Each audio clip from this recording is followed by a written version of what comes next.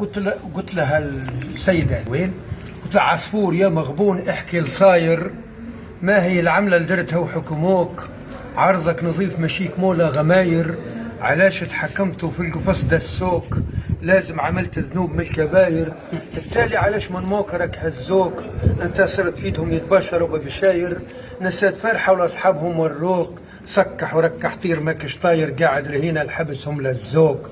نشدتك جاوبني عليك راني حاير، واحكي بصراحة الوهني جابوك، قال لي نحكي لك علاش هم جابوني، واحكم علي من بعد يا إنسان، عالمكم غريب زود عذاب محوني، عالم صعيب ما فيه حتى مان، ما ندري علاش تعمدوا حكموني، تحكمت لابد لضرب لنصبان، لو كنت ولد غراب ما يهزوني، ما ينشد علي بشر كيف ما كان، أو كنت بومة الخبث في مكنوني، بعد كل شبعة نشدها نوحان، ولا خفاش السهرات عيوني، معروف بالعفن والعض واللدغان، لو كنت جارح صقر ما يقدوني، وليا مخالب خاص في الجرحان، كي يدخل مولاي يجير جن جنوني، عرفني مهموم في حبس هموهان، يتفرج علي في شواربه لفيوني، وهو على تزقزيقتي طربان، لو كان فيهم خير ويعزوني، يحلوا علي نزور هك الاخوان، نحوس على اهل اللي شقوا ربوني، نحوس نطير من الطيران، ما عملت حتى ذنب ما رحموني،